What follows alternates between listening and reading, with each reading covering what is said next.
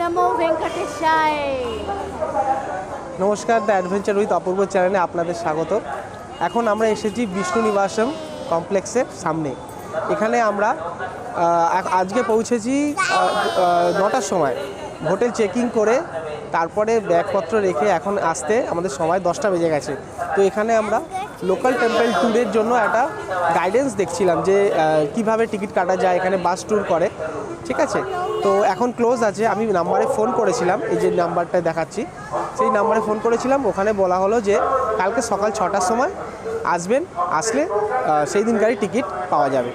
তো আমরা তাই ওখানে কালকে সকালে আসবো, এসে টিকিট কাটবো বাসের জন্য, আর আপনাদের দেখাবো কী কী আমরা দেখতে পাই।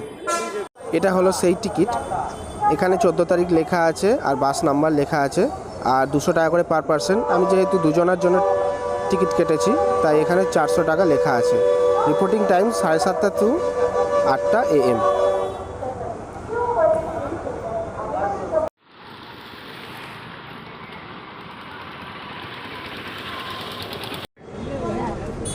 Sir, happy Pongal for everyone. Welcome to APTM, sir. आप इटली पार्टी। তিরুপতি আসলে বালাজির দর্শন তো করবেনই, সাথে আপনারা তিরুপতির এই আশেপাশের মন্দিরগুলো আপনারা দর্শন করে নিতে পারেন। এইখানে ইনি বলছেন আমাদের যে ট্যুর প্যাকেজ রয়েছে তার মধ্যে টোটাল 6টা মন্দির দর্শনের কথা আছে। মন্দিরগুলোর নাম আমি স্ক্রিনে দিয়ে দিলাম। এখানে টিটিডি ট্যুরিজমের তরফ থেকে একটা মন্দির পরিবর্তন করা হয়েছে। শ্রী কপিলেশ্বরা স্বামীবাড়ি টেম্পলে আমাদের নিয়ে যাওয়া হবে না, তার পরিবর্তে আমাদের নিয়ে যাওয়া হবে ইস্কন মন্দিরে। কারণ শ্রী কপিলেশ্বরা স্বামীবাড়ি টেম্পল দর্শন করতে গেলে কমপক্ষে 3 ঘন্টা সময় লাগবে, সেই কারণেই এই পরিবর্তন। सुनो भैया, भाई साहब सुनिए। नमस्कार, मेरा नाम दिलीप है। Welcome to APTM. हम जा रहे लोकल पैकेज। इसमें 5 मंदिर आएगा आपको। पद्मावती मंदिर के साथ भुगलवाता मंदिर, अगस्त मुनि आश्रम, पुराना बालाजी मंदिर और इसका, ये 5 देखने के बाद अंत में आपको विष्णु निवासम के पास ड्रॉप करेंगे, मतलब गोविंद मंदिर, ठीक है। यही पैकेज। गाड़ी में 32 लोग हैं, एक साथ जाना है, एक साथ आना है भैया। एक मंदिर पे दर्शन होने के बाद 10 मिनट टाइम मिलेगा। अब इसके अंदर आप गाड़ी तक पहुंचना पड़ेगा, नहीं तो गाड़ी आगे चल जाएगी, ठीक। এখন আমরা ইস্কন মন্দিরে এসে পৌঁছালাম।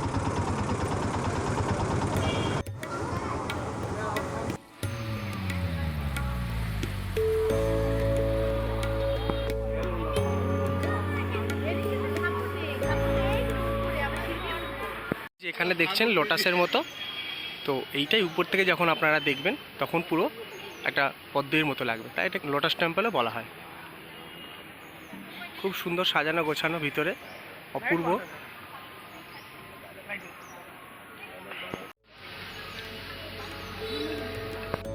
হ্যাঁ, ওই তো মানে ঘুরছি তো, আর এত ভালো লাগছে কি বলবো।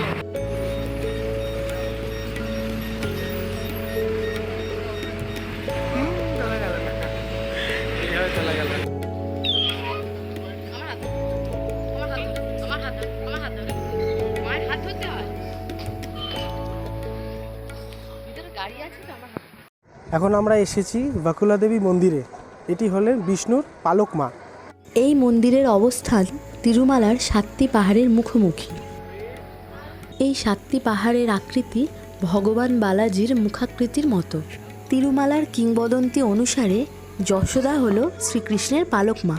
কৃষ্ণের কাছে অভিযোগ করেছিলেন যে তিনি লক্ষ্মীর অবতার রুক্মিণীর সাথে তার বিবাহের সাক্ষী হতে পারেননি। এর উত্তরে কৃষ্ণ বলেন যে কলিযুগে লক্ষ্মীর একটি রূপের সাথে তিনি তার বিবাহ দেখার সুযোগ পাবেন। কলিযুগে বিষ্ণু ভেঙ্কটেশ্বরের রূপ ধারণ করেছিলেন এবং যশোদা পালক মাতা বাকুলা দেবী হিসাবে পুনর্জন্ম ধারণ করেছিলেন। মোটামুটি 50টা সিঁড়ি বেয়ে আমাদের এই উপরে উঠতে হবে। দেবতার প্রতিশ্রুতি অনুসারে তিনি তার পালক পুত্রের বিবাহের আয়োজন করেছিলেন দেবী পদ্মাবতীর সাথে। আকাশ রাজা এবং ধরণী রানীর পালক কন্যা দেবী পদ্মাবতী ছিলেন লক্ষ্মীর আরেক রূপ। কৃষ্ণের পালক মা যেমন যশোদা, তেমনি বিষ্ণুর পালক মা হলেন গিয়ে বাকুলা মাতা। আমরা এখন সেই মন্দিরে দাঁড়িয়ে আছি।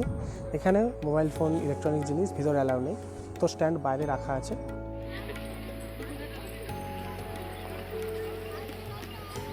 আমরা এখন এসেছি আগস্ত্য মুনির আশ্রমে, তিরুপতি থেকে 29 কিলোমিটার দূরে অবস্থিত।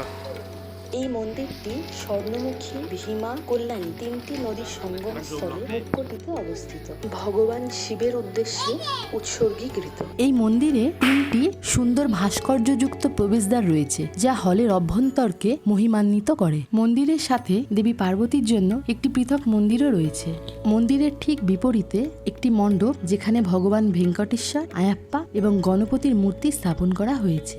এখন আমরা এসে পৌঁছালাম শ্রী কল্যাণ ভেঙ্কটেশ্বর স্বামী মন্দিরে। এটি একটি হিন্দু মন্দির, যা ভারতের অন্ধ্রপ্রদেশ রাজ্যের তিরুপতিতে অবস্থিত। মন্দিরটি বিষ্ণুর একটি রূপ শ্রী কল্যাণ ভেঙ্কটেশ্বরকে উৎসর্গ করা হয়েছে। বিশ্বাস করা হয় যে ভেঙ্কটেশ্বর তার স্ত্রী পদ্মাবতীকে এখানে বিয়ে করেছিলেন এবং তারপর তিরুমালায় তিনি চলে এসেছিলেন। এখন আমরা এসে পৌঁছালাম পদ্মাবতী আম্মাভারি টেম্পেলে। এটি তিরুপতির তিরুচানুরে অবস্থিত। বৈষ্ণব ধর্মমতে পদ্মাবতীর মন্দির দর্শনের পরই বালাজির দর্শনের প্রথা প্রচলিত আছে। এটা দক্ষিণ ভারতের মান্যতা যে প্রথমে মা লক্ষ্মীর দর্শন এবং তারপরে বালাজির দর্শন করতে হয়, না তো বালাজির দর্শন পূর্ণতা পায় না। তারা আরও একটি মন্দির আছে তিরুমালাতে, যেটি হলো শ্রী বরাহ স্বামী মন্দির। তিরুপতি বালাজি দর্শন করতে গেলে এই দুটি মন্দির অতি অবশ্যই আগে দর্শন করে নিতে হবে। পদ্মাবতীর আগের নাম হলো বেদবতী। তিনি আকাশ রাজার ঘরে জন্মগ্রহণ করেন। ভগবান বিষ্ণু 12 বছর অপেক্ষা করার পর পদ্মাবতীকে বিবাহ করেন। কথিত আছে পদ্মাবতীকে বিবাহের জন্য কুবেরের থেকে প্রচুর পরিমাণে স্বর্ণ ধার করেন। সেই জন্যে বালাজি দর্শনে যারাই আসেন তারা সোনা দান করেন। বিবাহের পর পদ্মাবতী বলেন যে এবার আমাকে ছেড়ে যেতে হবে, কিন্তু বালাজি ছেড়ে যেতে চান না। তাই তিনি এই সপ্তগিরি পাহাড়ে নিজের আকৃতি হিসাবে শায়িত হন। স্পেশাল এন্ট্রি হলো 50 টাকা এবং ফ্রি দর্শনও আছে। এখানে একটি পুষ্করণী আছে। আমাদের যিনি গাইড দাদা ছিলেন উনি বললেন যিনি পদ্মাবতী তার জন্মের কথা। আকাশ রাজা তিনি তার বহুদিন কোনো সন্তান হয়নি, তখন তিনি ভগবানের কাছে প্রার্থনা করেছিলেন যে তার একটি সন্তান দেওয়ার জন্য। তখনই এই পুষ্করিণীতে আসার কথা বলে এবং বলেন যে পদ্মের মধ্যে দেখেন যে একটি ফুটফুটে কন্যা সন্তান শুয়ে রয়েছেন, তাই জন্যই তার নাম হয় পদ্মাবতী। আর ভগবানকে এখানে সবাই পদ্ম দিয়ে পুজো দিচ্ছে, আমরা এটা দেখলাম। আমরা এখন এসেছি গোবিন্দরাজা স্বামী টেম্পলের কাছে। এটা তিরুপতির কেন্দ্রস্থলে অবস্থিত। এটা বলা চলে তিরুপতির সবচেয়ে পুরনো টেম্পল। মানে এর গঠনশৈলী দেখলে আপনারা বুঝতে পারবেন যে কতটা পুরনো মন্দির এটা। 1930 খ্রিস্টাব্দে স্বামী রামানুজন এই মন্দিরে প্রথম প্রতিষ্ঠা করেছিলেন। গোবিন্দ রাজা বলতে এখানে বোঝানো হয়েছে বিষ্ণুর দাদাকে। এখানে বিষ্ণুর এক রূপ, বিষ্ণুর দাদা, তাকে এখানে পুজো করা হয় গোবিন্দ রাজা হিসাবে। এখানে বিষ্ণু শায়িত অবস্থায় আছেন আর তার পাশে পায়ের দিকে রয়েছেন শ্রীদেবী আর ভূদেবী। মোবাইল ক্যামেরা অ্যালাউ না। এখানে পিছনে, আমার পিছনে এখানে এই দিকটা, হ্যাঁ, ওখানে কাউন্টার আছে। সেই কাউন্টারে গিয়ে মোবাইল ফোন ফ্রি অফ কস্টে ওখানে জমা দেওয়া হয়। আর এখানে দুটো, একটা ফ্রি দর্শন আছে, একটা 20 রুপিস দর্শন আছে। 20 রুপিসটা কিছুটা তাড়াতাড়ি হয়, কিন্তু ফ্রি দর্শনটা লাইন থাকে আর সামনে গিয়ে সব এক হয়ে যায়। আর জুতো রাখার যে কাউন্টার, এখানে কোনো ঠিকভাবে জুতো রাখার কাউন্টার নেই। এইদিকে একটা তাক করা আছে জুতোর, ওখানে শু স্ট্যান্ড করা আছে, সেখানে রাখা হয়, কিন্তু ওখানে কোনো মানে ভরসা নেই। আমি নিজের চোখে দেখলাম একজন নিজের খারাপ জুতোটা রাখলো আর একটা ভালো জুতো খুঁজছে কোনটা দেখবে, সেই জুতো দেখলো, দেখে ওই জুতোটা নিয়ে চলে গেল। আমি দেখে আর ওখানে রাখলাম না। ওখানে অনেক পুজোর মণ্ডপের মানে মালা পাওয়া যায়, নারকেল পাওয়া যায়, তো সেইগুলো ওখানে আমি ঠাকুরের জন্য তুলসীর মালা নিলাম আর তারপরে ওখানটা আমি দোকানে জুতো রাখলাম। তো আপনারা সেটাও করতে পারেন। তুমি বলো, তোমার সাউথ ইন্ডিয়ার ট্যুরে এসে এই গোবিন্দরাজা স্বামী টেম্পলে এসে কেমন লাগছে? খুব খুব ভালো লাগছে। আজকে আবার পোঙ্গাল, এখানে হচ্ছে ফেস্টিভ্যাল হচ্ছে পোঙ্গাল। প্রতিটা বাড়ি দোকানের সামনে ওই আলপনা, তারপরে হচ্ছে সব মন্দিরে মন্দিরে প্রসাদ দিচ্ছে। 14 জানুয়ারি খুব ভালো লাগছে। যে কটা মন্দিরে গেলাম সব মন্দিরেই খিচুড়ি মতো এগুলো, প্রসাদ হ্যাঁ, দিয়েছে। আর মন্দিরের স্ট্রাকচার যে মানে তৈরি গঠনশৈলী। করা যেটা খুব খুব সুন্দর, খুব নিপুণভাবে কাজ করা, খুব আর সুন্দর। প্রতিটা মানে এটা কোনো সিমেন্টের না, পুরো পাথরের ব্লক ব্লক মতো সব আছে, পুরোটাই পাথরের।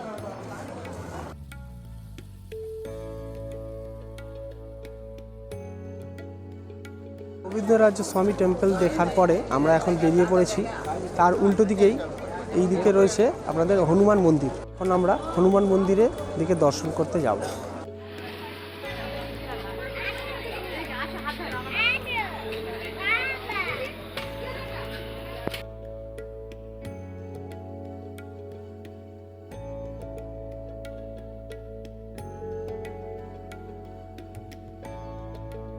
अंजनेय स्वामी भारी टेम्पल।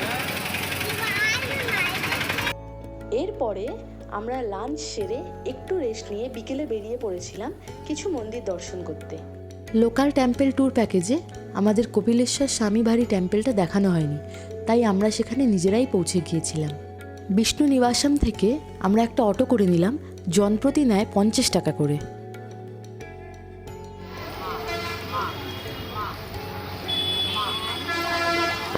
এখন আমরা এসেছি কপিলেশ্বরা টেম্পলে। এখানে একজন কপিলা মুনি ছিলেন, যিনি শিবের খুব ভক্ত ছিলেন। তার তপস্যায় শিব আর পার্বতী এখানে মূর্ত হন। তিনি বলেন যে তাকে এখানে অধিষ্ঠিত হতে, তার তপস্যা সন্তুষ্ট হয়ে প্রতিষ্ঠিত হন। তাই থেকে এখানে শিবের নাম কপিলেশ্বর।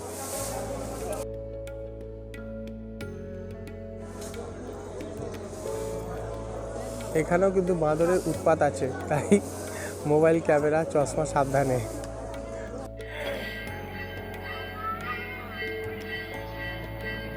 মন্দিরের বাইরে জুতো স্ট্যান্ড আছে। এখানে ক্যামেরা, ফোন এ সমস্ত কিছু অ্যালাউ নেই। কপিলেশ্বর স্বামীভারি টেম্পল তিরুপতির একটি অন্যতম পবিত্র মন্দির। এখানে ভগবান শিবকে খুব সুন্দরভাবে সুসজ্জিতভাবে এখানে রাখা হয়েছে। এখানে স্পেশাল এন্ট্রি 5 টাকা করে। মন্দিরে ঢুকতেই বাঁ হাতে একটি মন্দির পড়ে, সেটা হচ্ছে ভগবান নারায়ণ বসে আছেন এবং তার কোলে মা লক্ষ্মী বসে আছেন। এখানে দক্ষিণা দিয়ে যে কোনোভাবে 11 টাকা 21 টাকা এভাবে দক্ষিণা দিয়ে এখানে পুজো দেওয়া যায়। প্রসাদ হচ্ছে সিঁদুর দেওয়া হয়েছিল, মায়েদের সিঁদুর দেওয়া হয়েছিল। এটা হলো তিরুমালা পাহাড়ের উঁচু খাড়া অংশ। এখান থেকে ঝর্ণার জল এসে নিচে পড়েছে আর এই পুষ্করিণীতে এসে পড়েছে।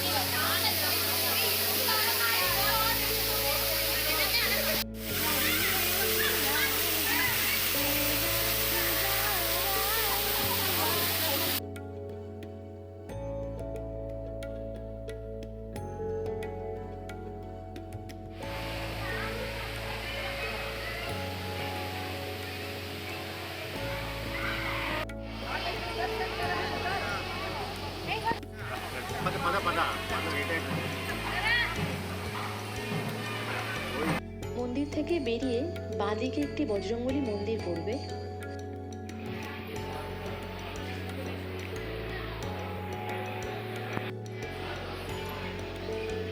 আমরা এখন এসেছি কোদান্দা রামাস্বামী টেম্পলে। এটা একটা রাম সীতার মন্দির।